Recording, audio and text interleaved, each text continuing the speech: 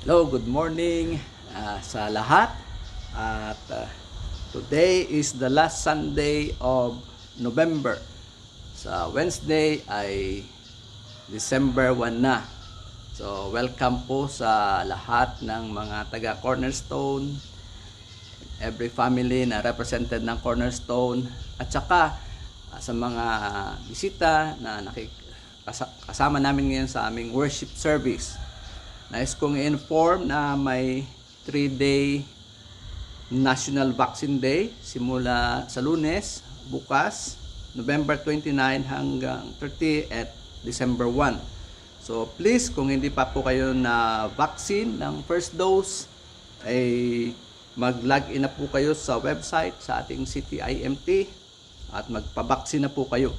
Ganon din sa mga hindi pa na second dose, pumila na rin po kayo. Now, let us pray first.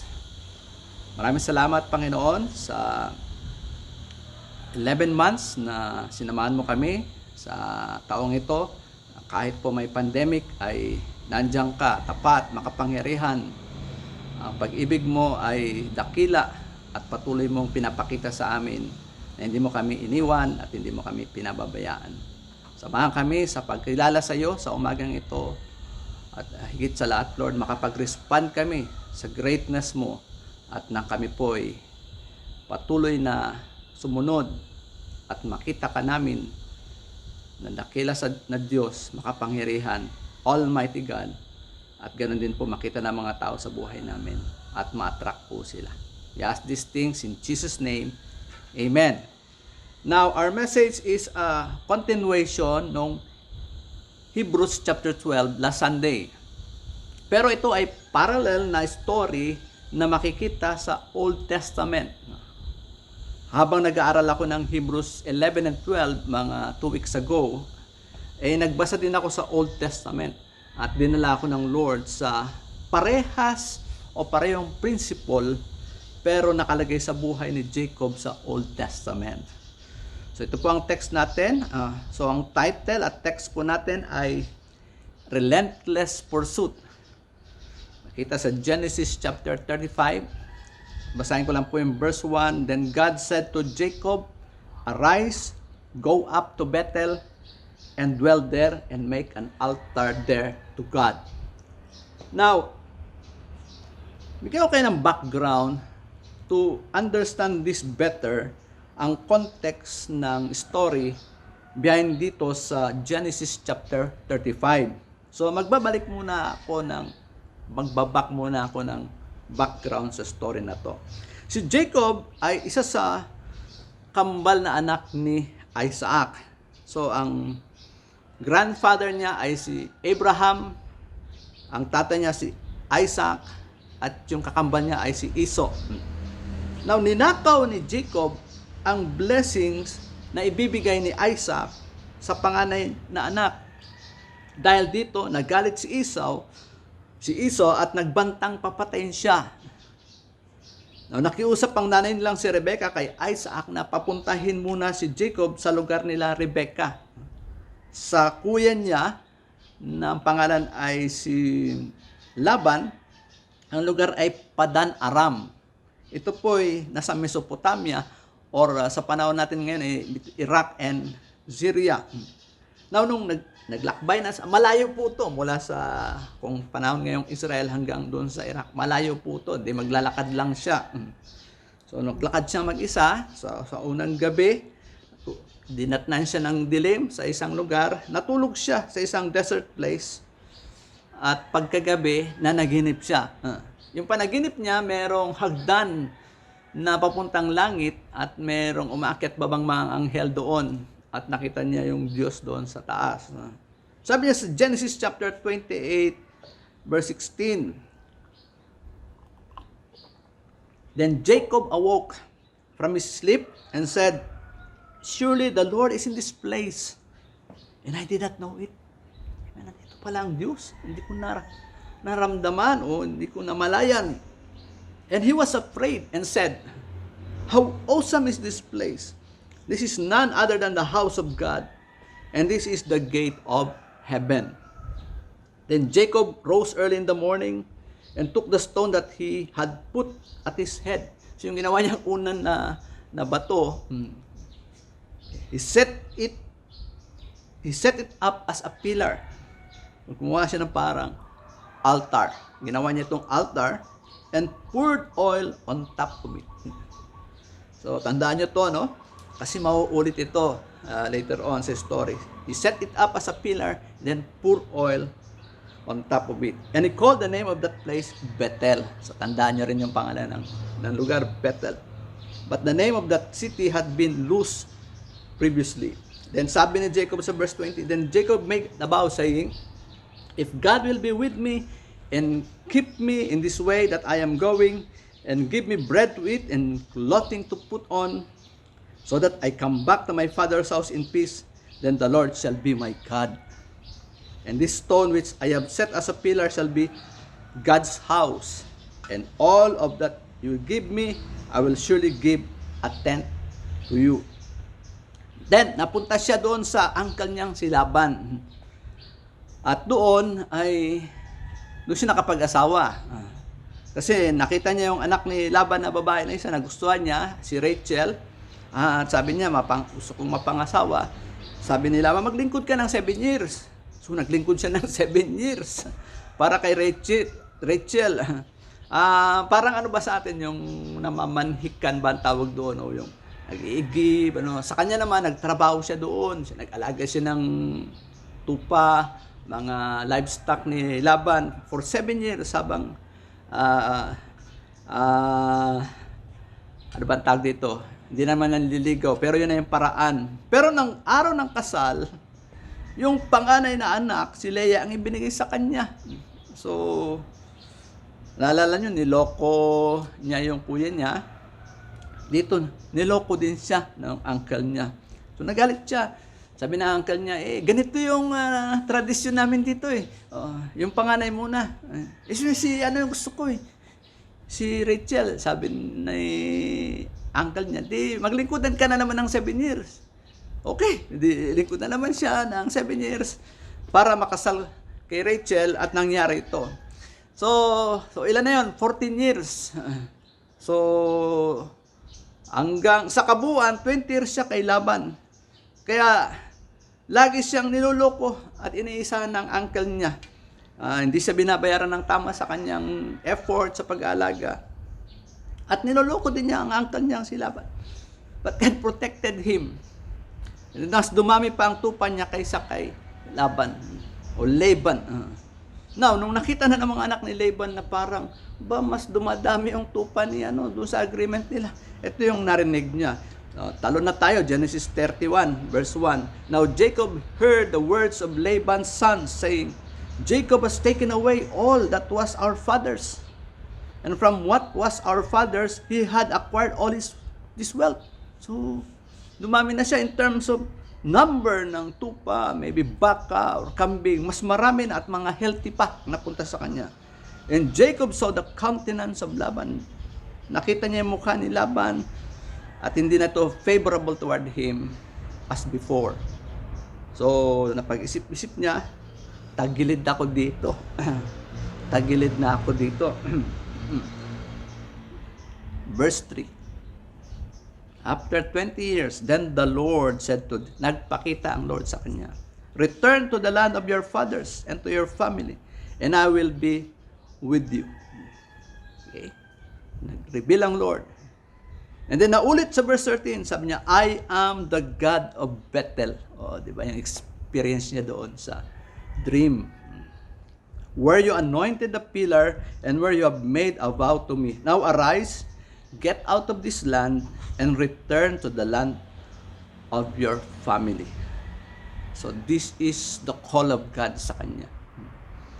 Okay, merong command, may call specific, bumalik ka sa lugar nyo, bumalik ka sa Bethel. Kaya lang alam niya hindi siya papayagan ni Laban o Laban pag nagpaalam siya. Kaya tumakas siya.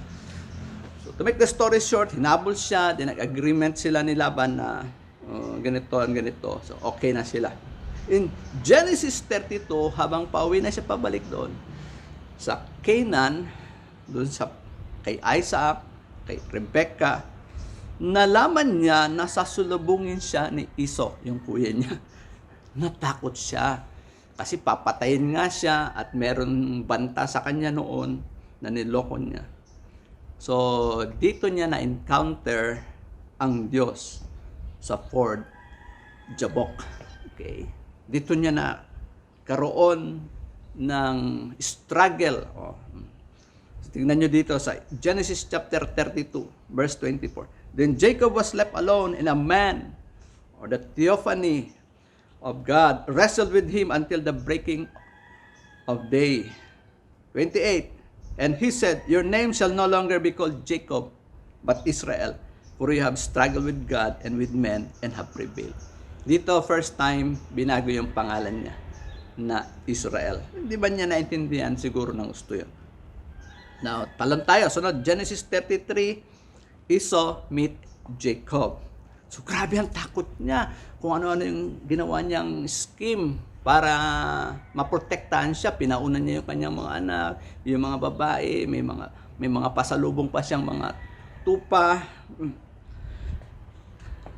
Kaya lang, after 20 years, wala na pala ito kay Esau. So, nakita sila magkapatid, nagkumustahan, nagyakap sila. And then after that, kainan sila ng konti siguro, then nagpaalam na si Esau. Kasi may kasama siyang 400 na mga kasamahan, kaya natakot si Jacob. Kaya lang, pauwi doon sa kanila, hindi tumuloy si Jacob sa pinapapuntahan sa kanya ng Lord. Okay? Hindi siya tumuloy-tuloy pauwi sa kanila or papunta sa Bethel. Tingnan nyo, Genesis 33 verse 18. Then Jacob came safely to the city of Shechem, which is in the land of Canaan, when he came from Padan Aram. And he pitched his tent before the city. So marami yung kanyang 11 ng anak niya, actually 12, 11 na lalaki, isang babae. Tapos madami siyang livestock. Nag-stay sila doon, hindi siya tumuloy-tuloy. Sabi doon, and he bought the parcel of land. Bumili pa siya ng lupa. Meaning, parang titira siya doon eh. He bought the parcel of land and he pitched his tent from the children of Hamor. Where he had pitched his tent, the children of Hamor, Shechem's father, for 100 pieces of money. Question. Bakit kaya nag-stay si Jacob sa Shechem at hindi siya tumuloy sa Bethel kung saan doon ay pinapapunta siya ng Diyos? Okay. Anong meron sa Shechem at bumili pa siya ng lupa doon at nag-stay? Bakit siya napa-stop doon? Well, hindi mo makikita diyan sa verse. Pero nag-research ako about sa lugar. Ito yung Shechem. Sabi sa isang Bible dictionary, sabi doon, it is an important city in central Palestine, in the valley between Mount Ebal and Gerizim. It is 55 kilometers north of Jerusalem and 11 kilometers southeast of Samaria. Its present name is Nablus. Sabi ng isang nakapunta doon, si Dr. Robinson, the whole valley, so ang Shechem ay valley, merong isang bundok, ang Gerizim, yung isa ay Ebal. The whole valley was filled with gardens of vegetables and orchards of all kinds of fruits, watered by fountains which burst forth in various parts and flow westward in refreshing streams. It came upon us suddenly like a scene of fairy enchantment. We saw nothing to compare with it in all Palestine. So meaning, ang ganda ng lugar. Ang ganda, sabi niya. Magandang lugar na ito sa business. Okay. Sabi niya, ang ganda ng lugar for farming. Okay. Maybe Jacob was enchanted or delighted or charmed by the fertile valleys and flowing rivers. It is best suited for animal raising and orchard. Best ito sa experience niya. Sabi niya, sobrang hirap ako doon sa Padan Aram. Pero dito, grabe ang tubig. Bagay na bagay sa mga tupa. Sabi niya, may tubig at napakayaman ng lupa. Pwede siyang i-distribute niya yung mga tupa niya sa mga anak niya. Maghati-hati na ang yaman niya sa mga anak niya. Okay? At he stayed there. Bumili siya, nag-stay siya doon. Now, Nablus City, ito ngayon, tinignan ko sa Google. Nestled in a valley between two striking arid mountains. Mount Gerizim na ang pangalan, pero sa Bible is Gerizim. Mount Etal ang pangalan nila ngayon doon. Mount Ebal doon sa Bible. Nablus is very much the nerve center of the Upper West Bank. This beautiful ancient city known as the uncrowned Queen of Palestine is heaving with life, but not yet with tourism. Wala masyadong pupunta doon. Its most famous exports are olive oil, soap, cotton, and carob. Ito po yung kinain ng prodigal son. Okay? Now, ito ba ang will ng Lord kay Jacob? Hindi. Pinababalik siya sa Bethel. But he stopped short in reaching Bethel. Paupunta na siya doon eh. Kaya lang huminto siya. Now, Shechem to us right now is the equivalent ng ating human ambitions. Ulitin ko Shechem to us right now, sa panahon natin, sa iyo at sa akin, ay equivalent ng ating human ambitions. Ating magagandang pangarap. Ano ba ito? What to acquire, what to achieve, what to gain, yung ating comfort zone, gusto natin doon. Ito yung mga planong mas natin na gusto nating ibigay ang ating lakas, loob at buhay. Human plans. This may seem good in our eyes, but it is not the best in God's plan for us. Ulitin ko. Good siya sa mata natin, but it is not the best plan of God for us. Dapat nating matutunan itong iwanan or iwan ang Shechem. Tanggalin yung heart natin at affection dito. Katulad ng pabigat sa takbuhin natin ayon sa Hebrews chapter 12 doon sa last Sunday message na let us run again. Ayaw umalis ni Jacob doon sa Shechem. Nakalimutan na ang call ng Diyos sa kanya. Pwedeng wala na siyang time makinig sa voice of God. Walang time to reflect on what God is saying to him because he was so enchanted by that place. Hindi sinabi sa Bible kung ilang taon nag-stay si Jacob and his family sa Shechem. Pero some of the commentaries says na sa 5 years to 10 years, ayaw niyang umalis. Then this thing happened. In chapter 34, the tragic Dinah incident. His only daughter, Dinah, was raped by Shechem. Hindi natin lugar, kundi yung anak ni Hamor. Pinangalan doon din ng Shechem. Genesis 34 verse 1. Now Dinah, the daughter of Leah, whom she had born to Jacob, went out to see the daughters of the land. And when Shechem, the son of Hamor the Hivite, prince of the country, saw her, he took her and lay with her and violated her. Yung nag-iisa niyang anak ni rape. Ngayon, verse 5, and Jacob heard that he had defiled Dinah his daughter. Now his sons were with his livestock in the field. Diba? Ganda ng lugar, pinangkalat niya na yung mga anak niya. Wala siyang kasama doon sa tent niya nung malaman niya to. So Jacob held his peace until they came. Jacob na laging nagpa-plan, si Jacob na laging mayroong dapat gawin na magaling siya mag-scheme ng sarili niya. By this time, he was limited doon sa tent niya. Okay? Now, nung bumalik ang mga anak niya, kunento niya nangyari. Ganito, to make the story short, minasaker ni Simeon at saka ni Levi lahat ng lalaki sa Shechem. Pag-usap sila doon, sabi doon, gusto nung naging rape, gusto ko mapangasawa ang anak nyo, kapatid nyo. O sige, sabi niya, magpatuli ka. So nagpatuli at lahat ng lalaki sa tribe na yon. Habang na pangatlong araw na tinuli sila, minasaker ni Simeon at saka ni Levi ang lahat ng lalaki doon. Then, verse 30, chapter 34. Then Jacob said to Simeon and Levi, you have troubled me by making me obnoxious. Ibig sabihin, repulsive among the inhabitants of the land, among the Canaanites and the Perizzites. And since I am few in number, they will gather themselves together against me and kill me. I shall be destroyed, and my household and I.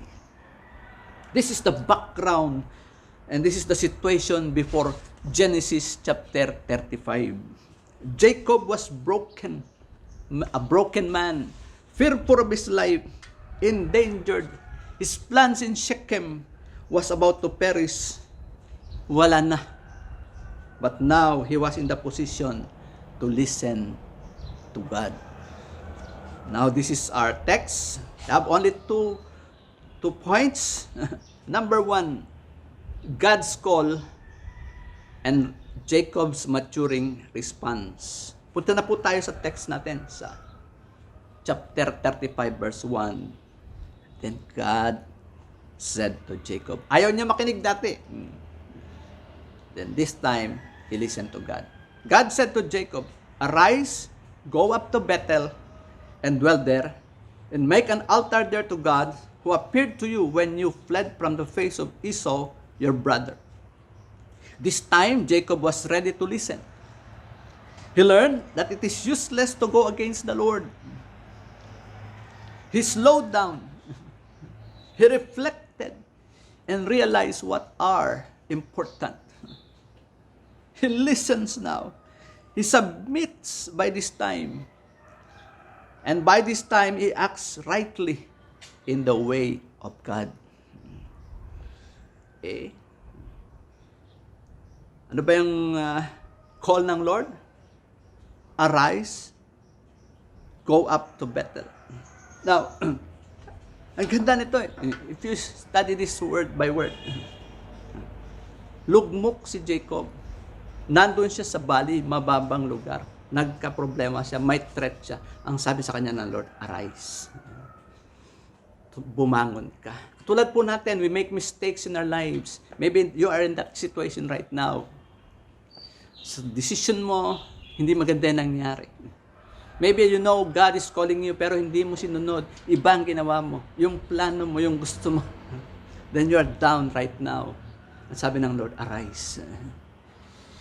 Then sabi niya pa, ang ganda pa, go up. Go up. Okay. When you are down, there's another place to go. You go up. Maybe Shechem, kasi valley siya, and Bethel is higher, but there is more on that way. Go up. Go to the higher way.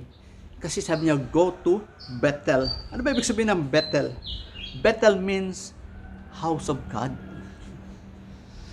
Okay. Shechem is not the plan of God. Bethel is the plan of God. Kasi ang Bethel is where God is. So sabi rin sa atin right now, arise, go up where God is. Then sabi ng Lord, go dwell there and make an altar there to God. That's God's call. Tingnan naman natin yung Jacob's maturing response. Verse 2, and Jacob said to his household and to all who were with him, put away the foreign gods that you are among you. Purify yourselves and change your garments. You see, the sincerity, iba na. Hindi na siya kagad, pack up tayo, alis tayo. Meron siyang insight. Sabi niya, sa lahat ng household, put away all the foreign gods. Okay. Sabi niya sa verse 3, then let us arise and go to Bethel. I will make an altar there to God, who answered me in the day of my distress, and has been with me in the way which I have gone. This is the Jacob now broken by the Dinah incident. He then personalized the command. I will make there an altar for God.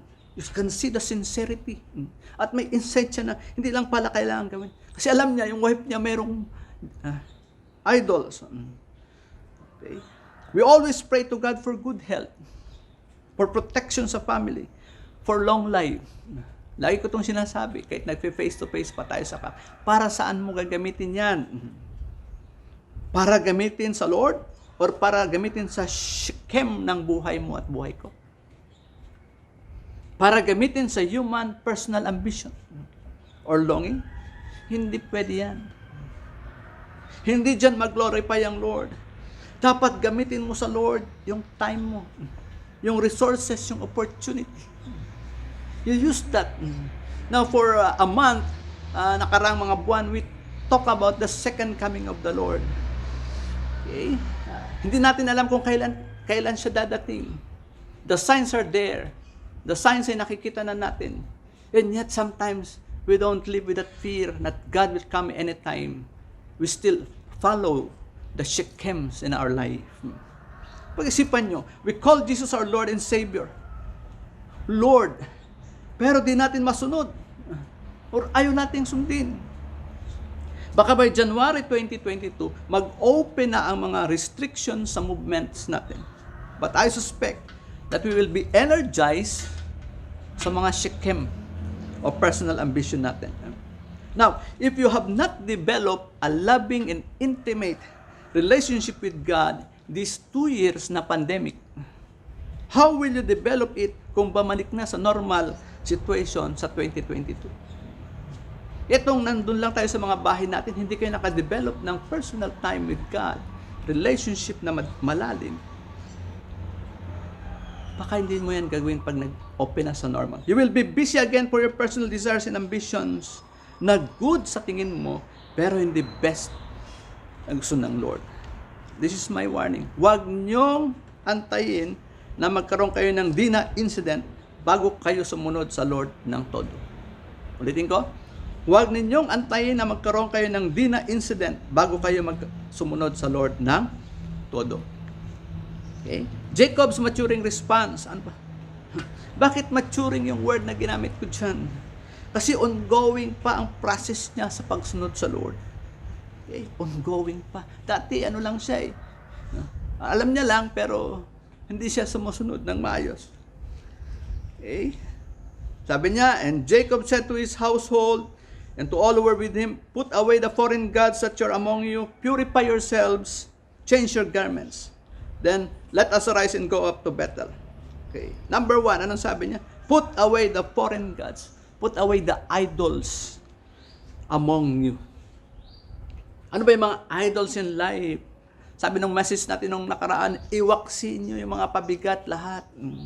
Iiwan, ilay aside. Diba similar na similar? Purify yourselves, pangalawa sabi niya. Meaning ng purify yourself, sanctify, set apart. I-set apart mo yung buhay mo para sa Lord. Pag-iisip mo, katawan mo, buhay mo, set apart. 1 John 1:9, hindi pwedeng partial cleansing lang. Then sabi niya dito, change your garments. Magkaroon ng transformation, magkaroon ng pagbabago, pag-respond sa Lord, because they will go to the presence of God. Bago sila umalis doon sa Shechem, ito munang sinabi niya. Put away the foreign gods, iwaksi, iwanan yung mga kumakapit sa atin. Then, sabi niya, purify yourselves, change your garment. Ito ang action points natin sa call or reminders sa call of God. Ito ang take out nyo this morning na isa. So, verse 4, so they gave Jacob all the foreign gods which were in their hands. Grabe na yung respect ng household niya. And the earrings which were in their ears, and Jacob hid them under the terebinth tree which was by Shechem. Pag sinabi pong hid under, ibinaon, meaning ibinaon sa lupa, a picture of death, at iniwan nila. A picture ng lay aside ng message last Sunday, and iniwan na nila ito. And they journeyed, verse 5, and the terror of the Lord was upon, and the terror of God was upon the cities that were all around them, and they did not pursue the sons of Jacob. So Jacob came to Luz, that is Bethel, which is in the land of Canaan, he and the people who were with him. And he built an altar there and called the place El Bethel, because there God appeared to him when he fled from the face of his brother. Ano ang result nung kanilang pagtanggal ng mga idols, pag-purify, at saka change sa kanilang garments? Ang result ay anointing, kung tawagin natin ngayon. Lahat ng ibang tribes, alam nang nangyari, pinatay nila yung si Hamor, and nagkaroon ng fear sa kanila, hindi sila ginalaw habang umalis sila. Sa atin ngayon, ang tawag dyan, anointing. The people they pass by sees God in them. God's visible presence was seen. Sa panahon natin ngayon, makikita sa buhay mo na nag-opisina ka sa opisina, sa business, sa school, sa decisions in life, na visible ang pagsama ng Diyos sa iyo. And the people will respect you because God is seen in your life. And they will fear because of God's presence in you. Yan ang gusto natin. Pero kailangan nating magtanggal ng mga idol sa buhay natin at pabigat, mga kasalanan. So that's the first point. Second point, God revealed Himself and Jacob's worshipful action. Let's go to verse 9 ng chapter 35. Nando na sila sa Bethel. Nag-stay na sila, nakasettle na sila. Balik na po sila doon. Then God appeared to Jacob again. When he came from Padan Aram and blessed him. And Jacob said to him, "Your name is Jacob. Your name shall not be called Jacob anymore, but Israel shall be your name." So he called his name Israel. Also God said to him, "I am God Almighty." God revealed Himself. Number one na ginawa niya, He personally changed the name of Jacob. And this is the second time around. First time doon na nag-wrestle sila. The second time around, inulit niya. Then He revealed Himself. Ang Hebrew word dito, El Shaddai. Meaning God Almighty. Then God blessed him. This time, malalim na ang impact kay Jacob na encounter nila. Okay. Tanungin ko po kayo, ilang beses na ba nag-speak ang Lord sa inyo ng paulit-ulit na message? Study ka, nag-speak sa yung Lord, ito yung message niya.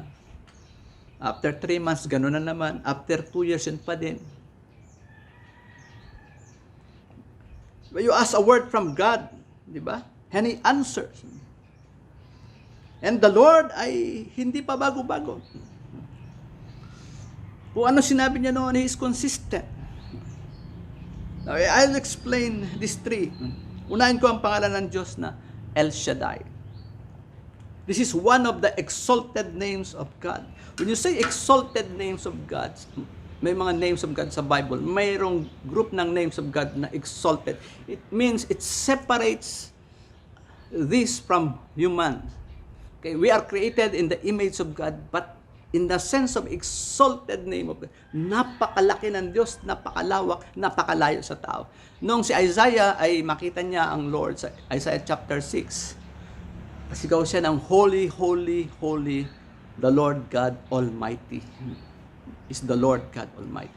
Nakita niya yung greatness ng Lord, the exalted God, at wala siya magawa kundi mag-worship and bow down.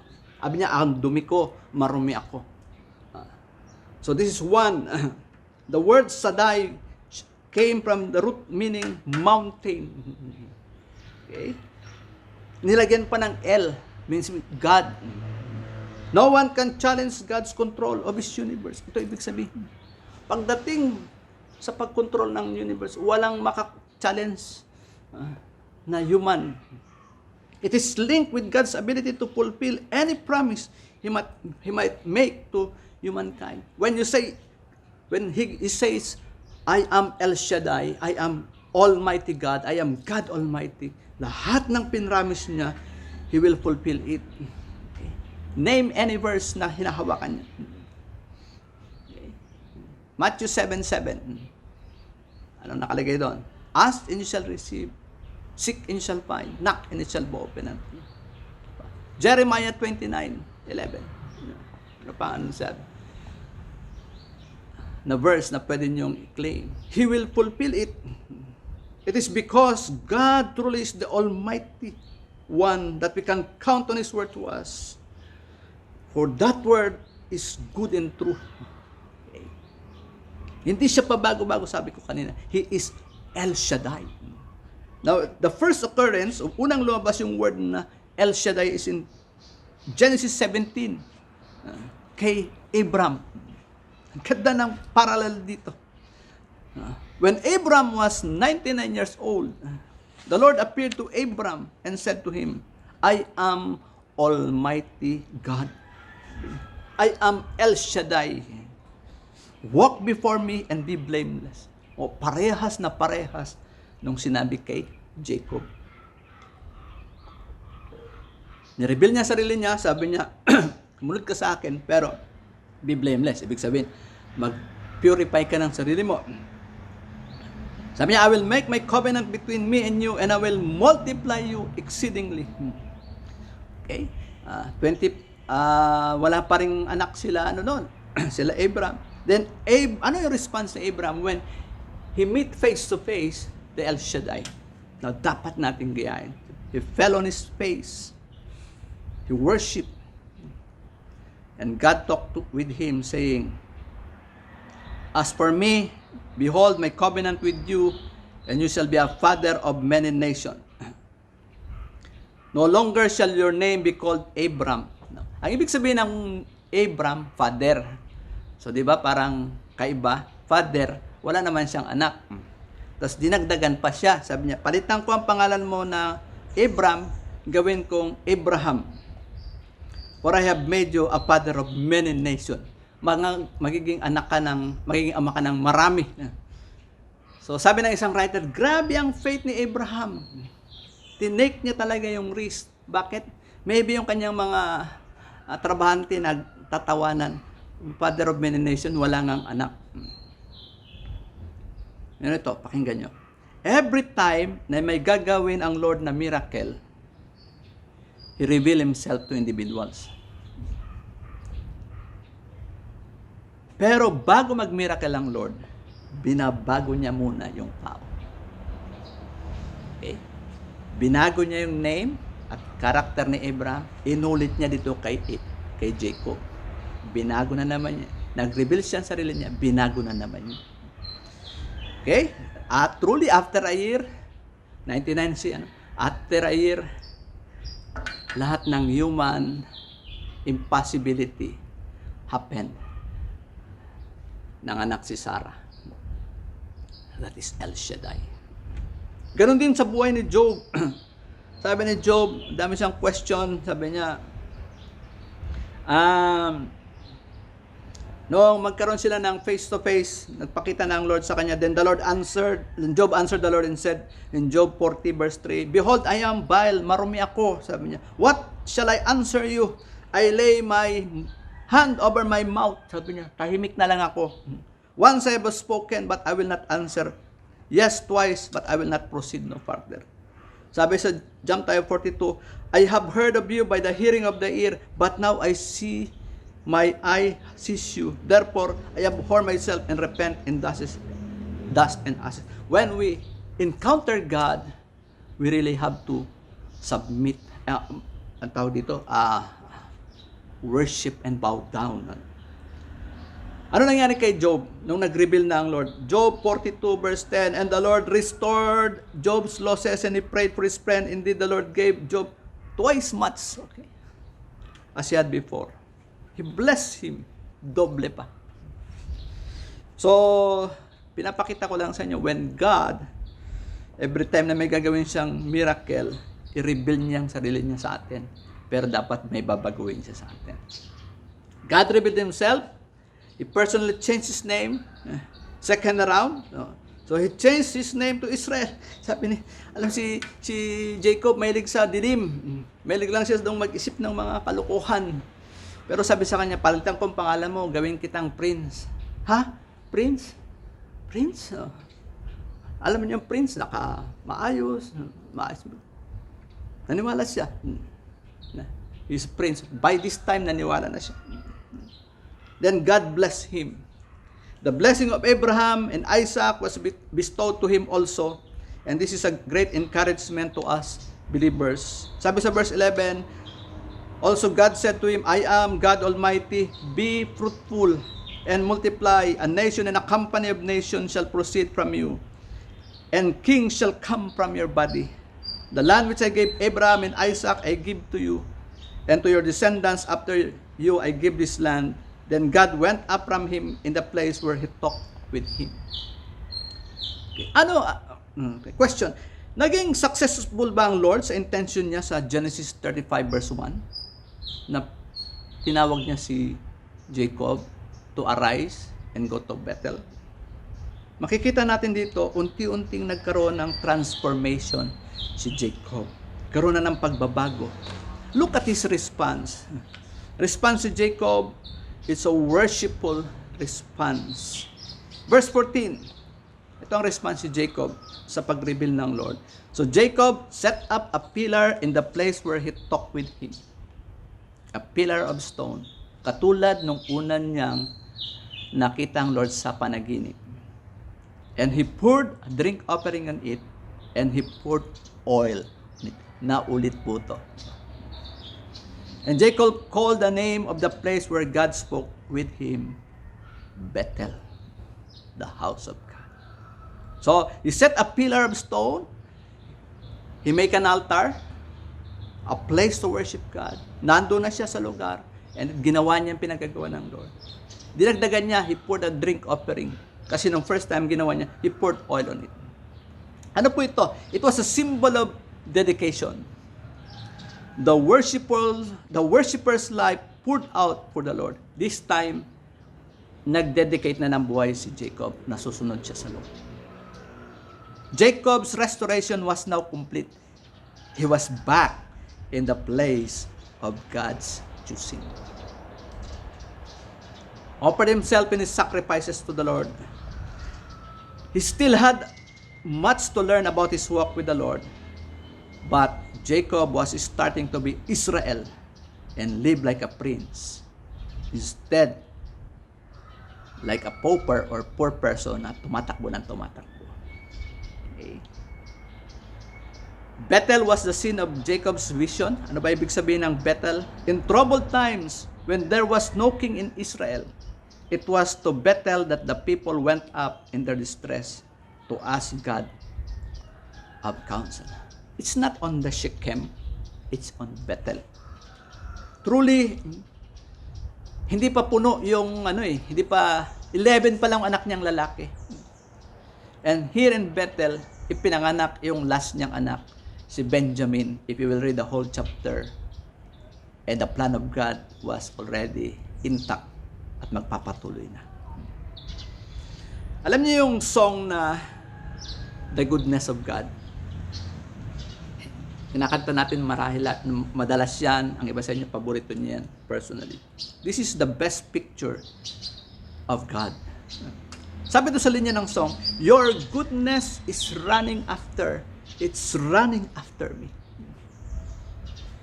God is relentless in his pursuit for Jacob.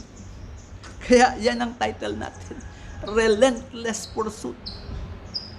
He is also the same with us. Relentless ang Diyos sa pag-akay sa atin papunta doon sa gusto niyang buhay sa atin. Relentless siya. This story means ang failure and mistake natin ay pwedeng gamiting stepping stone ng Lord for new victory and success if we allow Him to work in our lives. Yung failure natin ngayon, yung mistake nyo, pwedeng gawing stepping stone ng Lord for victory if you will allow Him. Now, action point, mag-set up o ayusin ninyo ang altar of worship nyo in response to His revelation of Himself. Pag nagkaroon kayo ng encounter with God, today and these coming days, ayusin niyo yung altar of worship, meaning you worship God passionately again. Now, sa ngayon, every time we mention Israel as a nation or a people, we know it was the name Jacob dati na nag-respond sa Diyos. Marami pong tayong benefits na nakukuha mula sa bansang Israel. From technology, to agriculture, to military equipments, at iba pa. At hindi lang tayong nakikinabang, pati ang buong mundo. And most of all, Jesus our Savior and Lord came through the lineage of Israel. Because Jacob responded properly, rightly to El Shaddai, the God Almighty. How about you? For our bus group questions, meron pong dalawa dito. Comment on this. Number 1, in the typical life of Jacob, God is preaching the gospel of recovery. So this is a great encouragement. If you made a mistake at you are reaping that mistake, merong pwedeng recovery. Pangalawa, how will you respond when you realize that you are being relentlessly pursued by God? Ano maging response mo? Ma-realize mo na hinahabol-habol ka pala ng Lord. Let us pray. Lord, salamat.